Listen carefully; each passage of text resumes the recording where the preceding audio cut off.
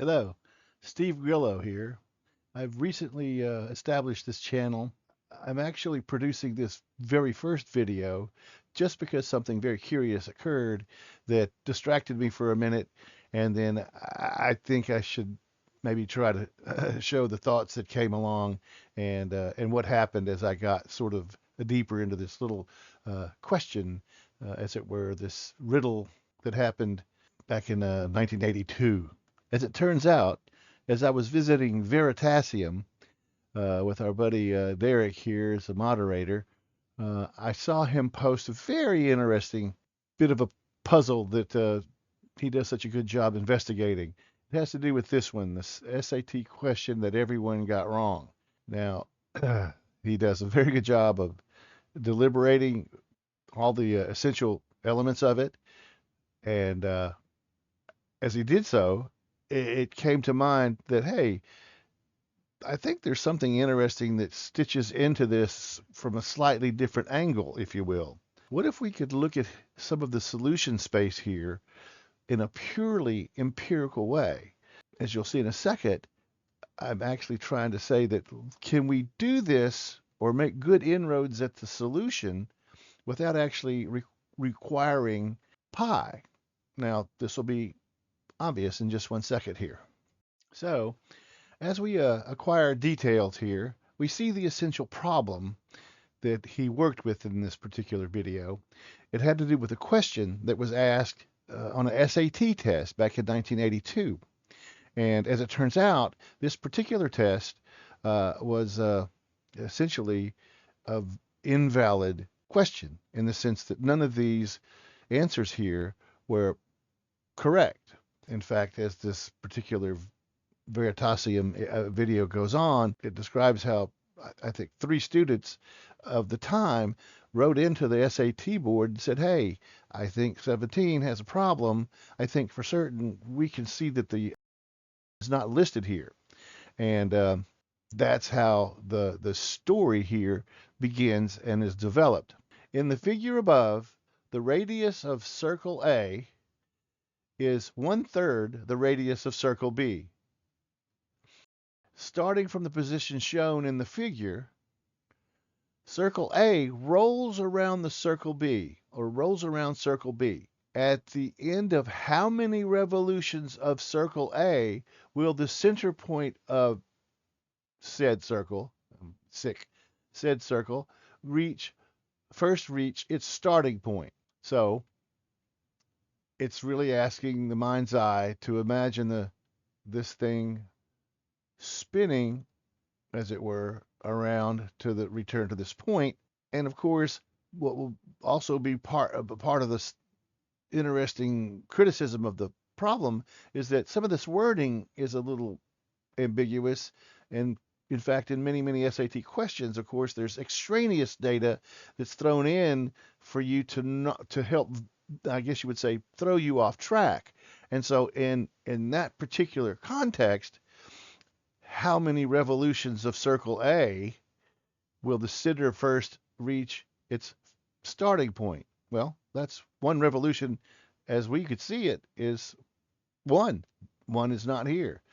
But of course, is that the relevant question? Or is the starting position in circle A rolling around circle B, is that extraneous or is that the root of the actual question? That's particularly what is the few dice that are thrown in the air here.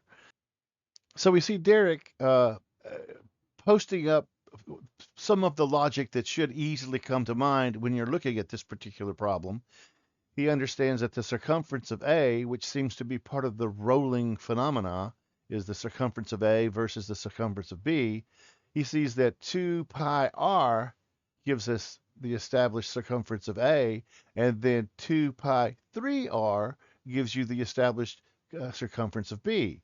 So it does make, I guess you would say, much sense to immediately assume that 3, which was listed as one of the answers, as, I guess you would say, the correct answer. And showing now how he's illustrating now how his logical answer would be 3. But he reveals, of course, that due to the critique and the history that's followed, 3 is not the correct answer. Neither is A or C or D or E. They're all incorrect. This is the interesting position the SAT board found themselves in, at least when it was revealed that none of those answers were in fact true. The board thought that 3 was the correct answer, just so you'll stay with the problem here. But this is what the 3 students had to reveal in the aftermath, was that that was not the correct answer. Now, to give you a flavor of how the solution is surprising, I guess you would say, Derek does a very logical move. He first tests the experiment with 2 discs of the same, I guess you would say, circumference and diameter. He's taking 2 nickels here, and he's going to rotate one around the other. Now, there you go. He visually demonstrates this. Now, we're using this because we're going to come back to this particular concept momentarily because it's important. But if you notice, it's just halfway around the base, the orbiting nickel turned all the way around one time. And now as it returns all the way back to its original position, which is part of how the question was presenting itself, it had rotated, as it were, spun on its axis 2 times, just going around the base that had exactly the same circumference as the turning object or the orbiter. That's, I think, he elaborates a little bit here about how interesting that is. And he ends this part of the demonstration with actually the name that is given to this particular problem, because it does twist logic, as I think we've already seen. It twists logic a little bit. It's called the coin rotation paradox. And now he establishes here what the test question was asking, at least the fundamentals of what the test question was asking. And now he's going to show us a very interesting outcome. There's the 3-to-1 ratio of the radius, or the radii, 3-to-1. And as he's turning it here, it looks all in the world like it's already turned twice as it's gotten halfway around the base, which means, well, there's a third time, and then, well, of course, a fourth time. The answer to the question was 4. And that's what the young students were able to bring to the attention of the SAT board. The solution is 4, as you just saw it. Now, again, asking the question is a non-trivial situation, or a non-trivial thing, or how the question was asked was a non-trivial thing. One of the students that has been in this interview says that's just what it was. To him, it was kind of a munged question. It revolves around the base once. It turns on its axis 4 times. So neither one of those were answers on the test. So you can see the root of the student's concern, because he gave them the answer that the board thought would be true, which is 3. But then after the test, conspired to send a letter and say, hey, I think almost certainly you've got everything here wrong. And it turns out he was correct. Now he goes on to really give us the mind twister that all of us are working with. What does the circumference do? What is involved here? What is going on? So he puts a loop around the base, measures it accurately, and then he strings it out. And lo and behold, it turns 1, 2, 3. So something in the base, the circumference of the base, and the axis of A, the point that as it comes to turn out, the axis of A is doing something that's making rotations not the logical, not following the best logical path that you could use when you're trying to solve a problem like this, relying on 2 pi r as a fundamental part of the question, and then thinking, of course, well, 3R is now you've got to, it's got to be, the answer should be 3. And in this context, this is how your logic is working out. When you see 2 pi 3R, you're thinking this. It should go around just like that. Well, again, he had previously demonstrated that's not what happens at all. It goes around 4 times. Now, as I've said earlier, his solution, if you'll see, it's the circumference of B divided by the circumference of A gives you a ratio that if you add 1 to it, gives you the final turn result, which is 4. So this is 3 over 1. That should be 3. And so 3 plus 1 is 4. So there you go. The solution given through this bit of math is relying on circumference, which, as we know, in the shorthand of circles and whatnot, derives very quickly with the use of with pi. So pi is part of this solution, and this ratio plus 1 is just, it's an observed root or an observed solution per se. And that's why it's called the paradox, because it doesn't follow the first order of reason, which is, 2 pi 3R should give you a pretty strong suggestion that in pure logic, it should go around 3 times. So now he does a very interesting thing and shows us what perspective does for the problem. Now we're looking at it from the center of the base and looking out towards how A is responding in logic to being at the base and turning with the base as you watch it go around. And it looks like, as a matter of fact, that's 2.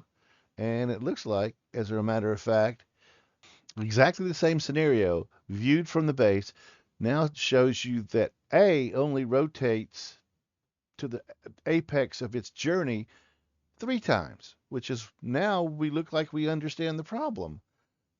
But more was happening, as we saw that more was happening in the problem. So there you have it. We just saw from looking out from base B, spinning with the axis at base B, we watched A only achieve its zenith point 3 times going around. So there was 3 again. Part of the paradox, I guess you could easily say. Now watch. He puts a pointer on A, and just from our normal vantage point of just looking down on the situation, it looks, for all in the world, the pointer only goes around 3 times. So what's going on here? How are we watching something literally happen that it boggles the mind and the eye simultaneously? This was a very good review of all these details. And then right about here, I had to stop and think a little bit like, well, how do we see this problem? What's going on in the mind's eye? What's really here?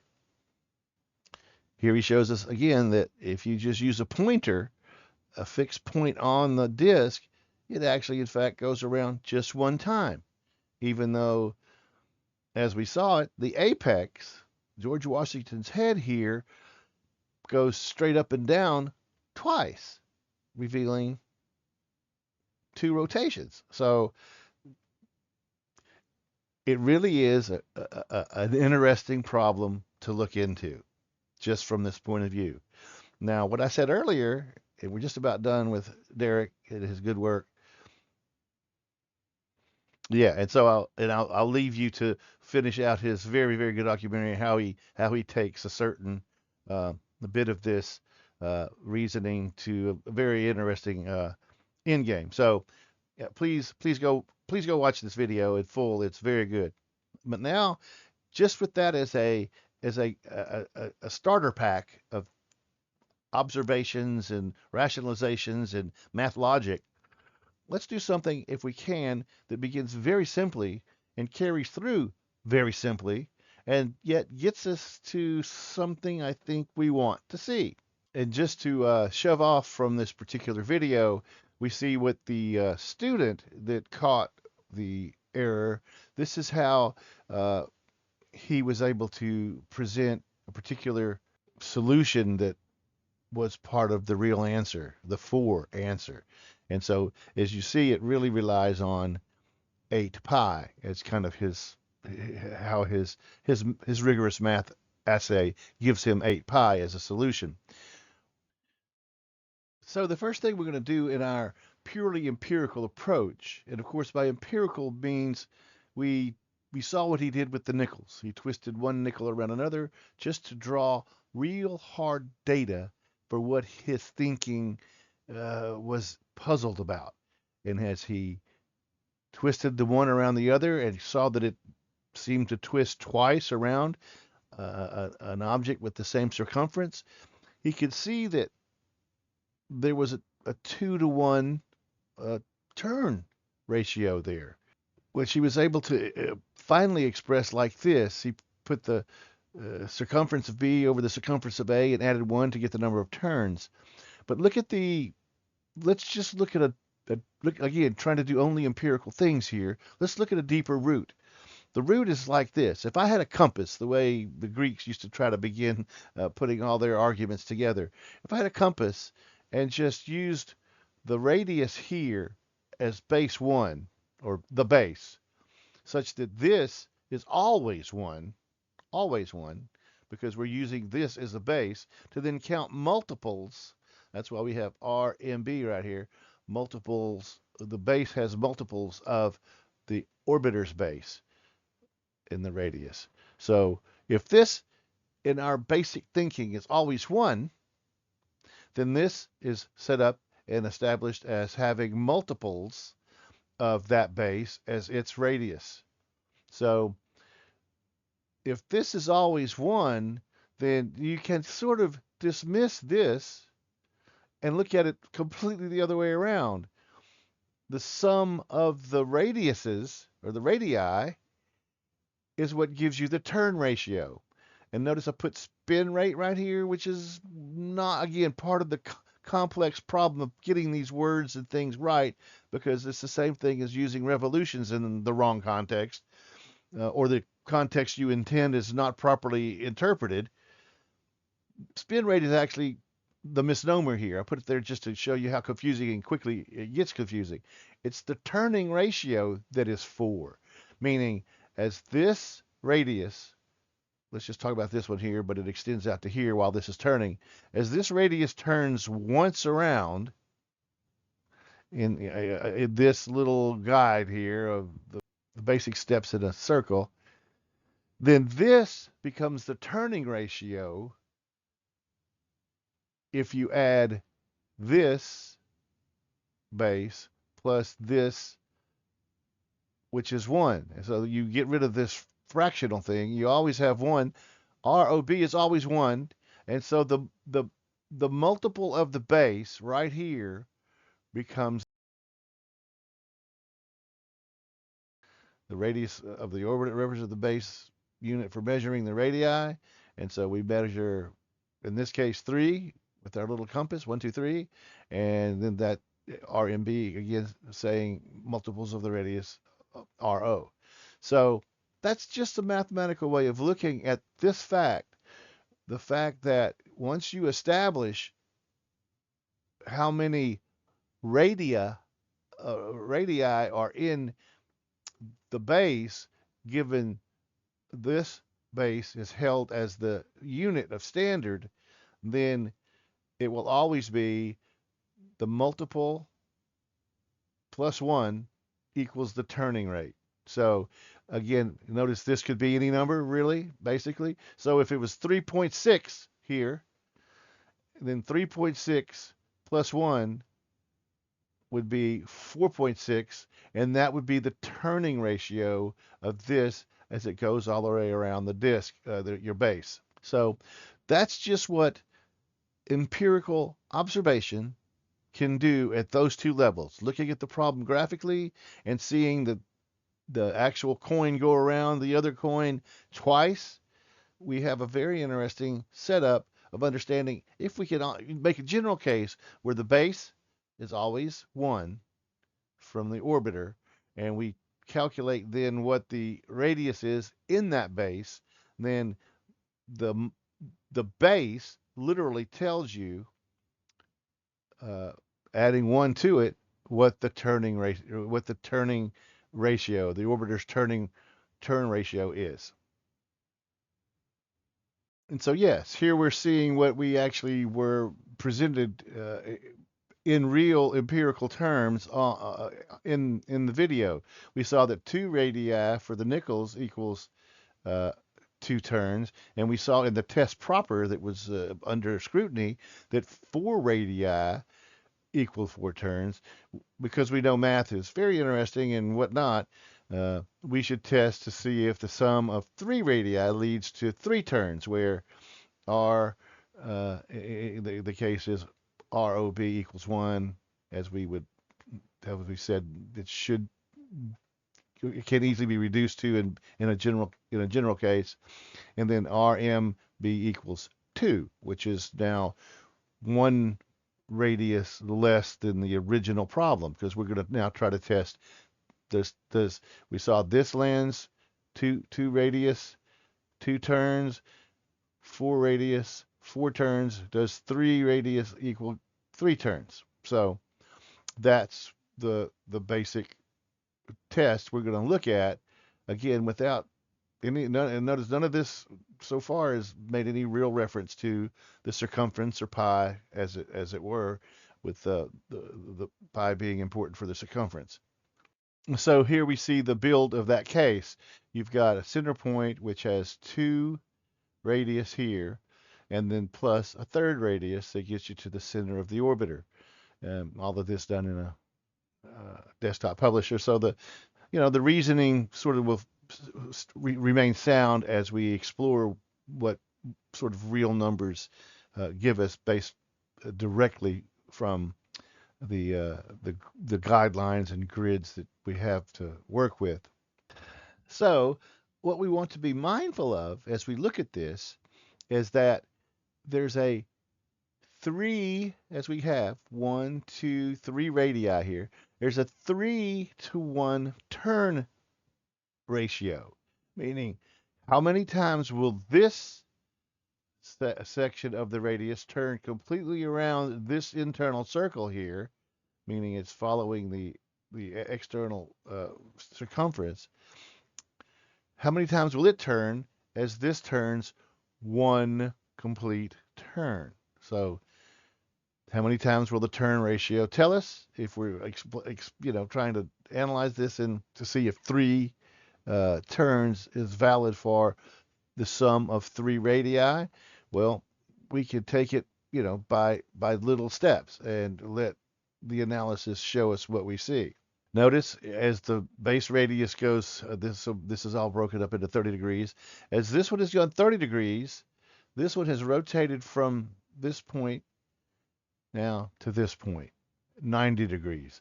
3, there's 30, this is 90, so it's rotated 90 degrees.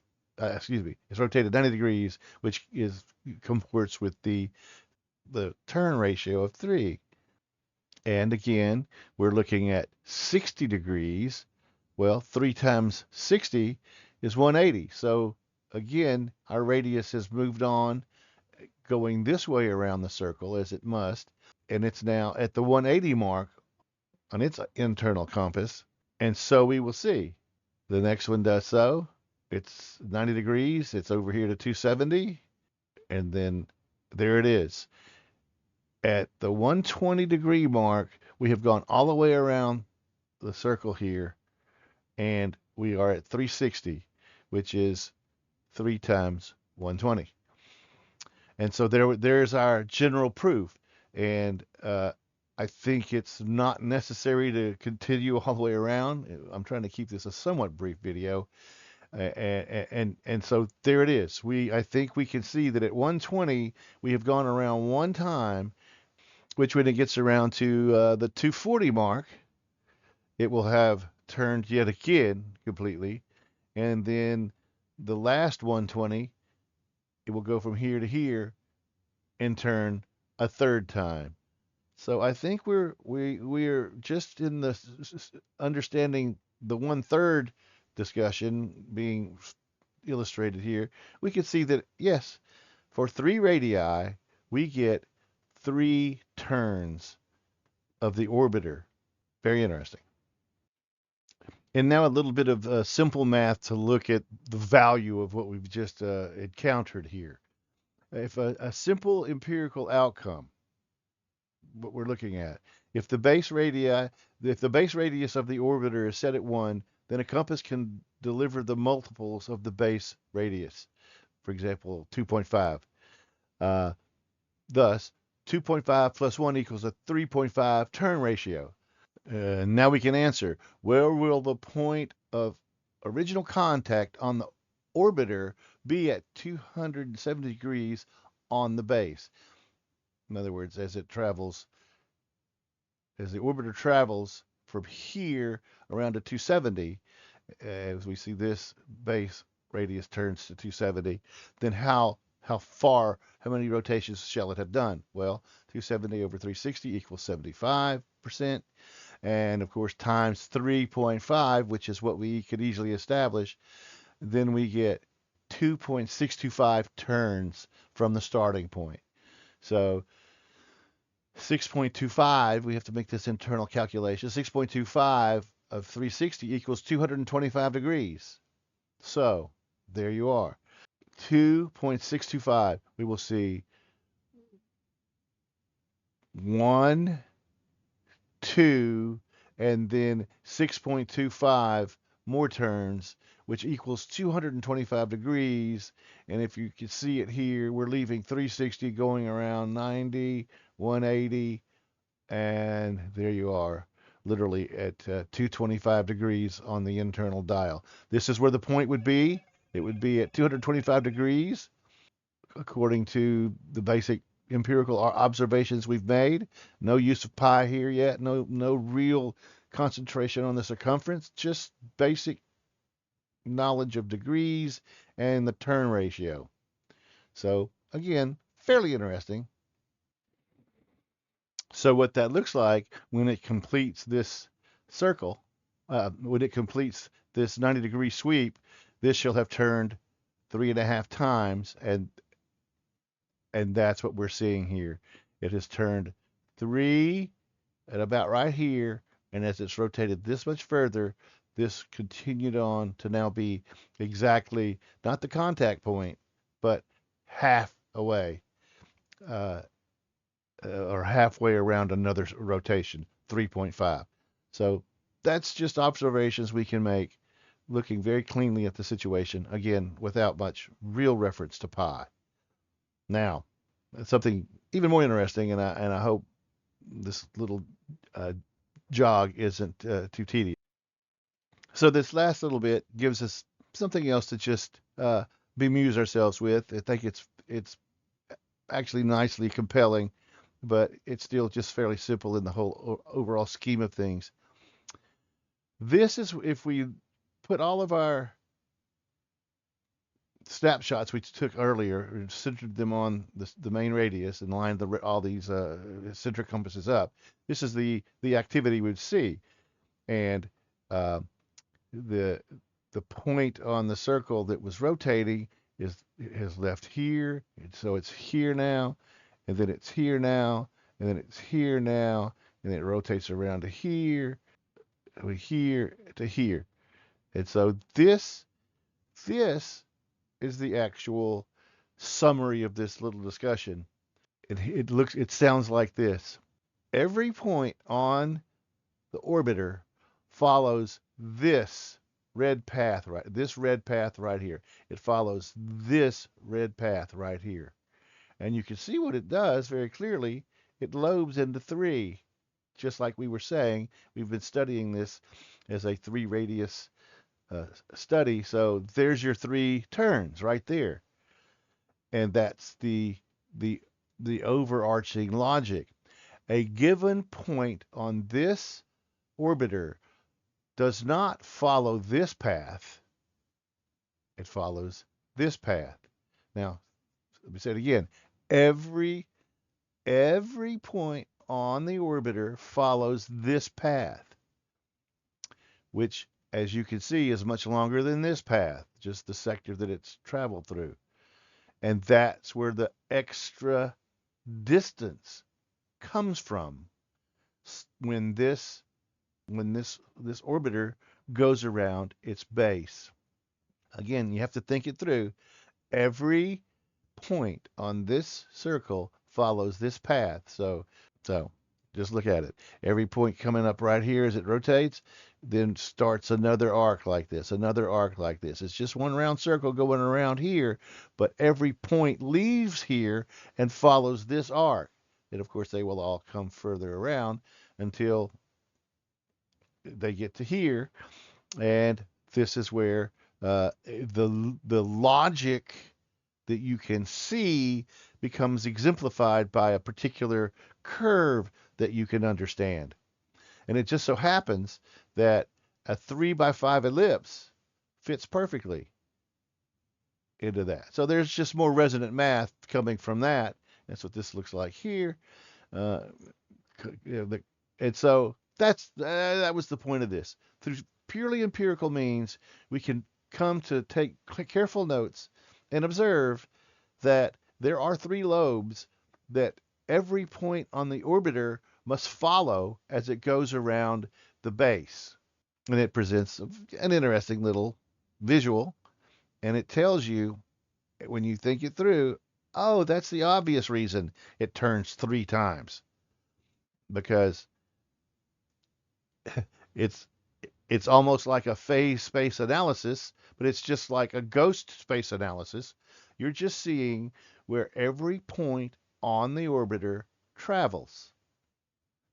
And when you think it through, it becomes a nice little, surprise of, of what that paradox is all about. The coin rotation paradox looks like this. Every point on the orbiter is following this path, which is much longer than this path. And as we come to obviously say, these 3 sums of loops here, when you do the actual math to solve for them, would exactly equal 3 times the circumference of this little guy. So there's where the 3 circumferences come from. Even though you're only working with 1 against a base of 2, you end up with 3. You end up with 3 full rotations. And that's the little point that I thought would be a curiosity. So to reiterate and summarize what we've just covered, in sweeping terms, we see that each point on this orbiter, when it comes in contact with some point on this base, begins a journey as it rotates out to follow this particular path. Very simple, point by point by point, each one begins a circular, this arced path out through space and back to the base. Now that is indicative of something of the solution, but I want us to look a little bit more carefully at what I think is the real root of that problem. It's right here in front of us, but it takes a little bit closer look and understanding of the sweep of the radii. So for me, the real insight that we must put in the proper perspective to understand this interesting paradox is to look closely right here at the what the approach and then recession of a point that's about to make contact to the orbiter, what that really looks like. Because there's where we see the interesting, I would say, the true practical reasoning that gets us to understand these paradoxical components. Look carefully, because this point is about here on this particular complex curve.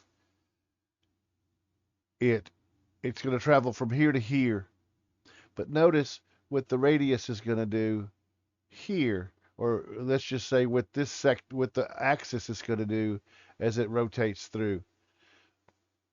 To see it carefully and plainly, this bit of motion here of this point contact, say bouncing and reflecting off the base, requires the axis to move from here to here. And if you really see the comparison of those activities versus that activity, you begin to see very clearly how there's an entirely extra rotation that can be mapped on to the basic idea of the rotating base being interestingly linked to the orbiter. This component, this activity, and recall that this is actually happening also at every point as we bounce along. This structure is in place, and there's where the maximum yield of differential comes in. Now, Dr. Jungrays, who was one of the young students that brought this to the attention of the board, SAT board, was careful in his analysis to say that nothing is slipping, which is the curious part. You'd almost surely think somehow something is slipping for this radius, this circumference to somehow rotate three times, an extra time as it goes around, which should be a circumference that's only, in the case of the SAT, it should go around 3, but in truth, it goes around 4. Our reasoning finds us showing that this is the great, I would say, dynamic fulcruming, because this just looks like a fulcruming behavior right here as we move, as this uh, point actually, or as we move through just, I think this is like a 3-degree sweep plus a 3-degree sweep. That's a 6-degree sweep, but look how much is moving here.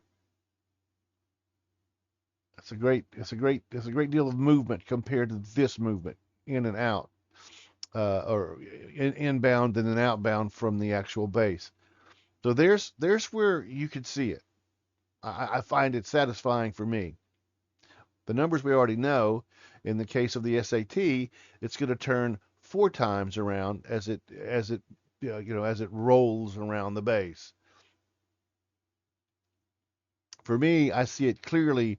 The extra behaviors map on right here. This sector, while this is doing this, this has to fulcrum to here. It's, I would say it's just a fractalized fulcruming. That's a term of cliche maybe, but it seems to be what sort of describes it. In this behavior right here, we have to see the axis sweep from here to here. And that's a great deal of differential. And again, we realize that's not a singular point. Every point that's incoming off of this orbiter touches and return. Every point touches and return. Every point touches and return, exits. And when it's doing that, the orbiter is doing the axis is doing like this. So we see this point being just a cycloid that makes some sense on a rotating body through space. But when we see what the axis is doing, is when we begin to see the root of the problem and or the complexity we can see in the rotating logic. So I hope this was just an interesting way to illustrate the problem. Again, more using the elements of a an old style compass and maybe a straight rule with the incremented straight rule. You can see all this and illustrate in your own mind's eye some of what's happening in this very interesting paradox. Thank you.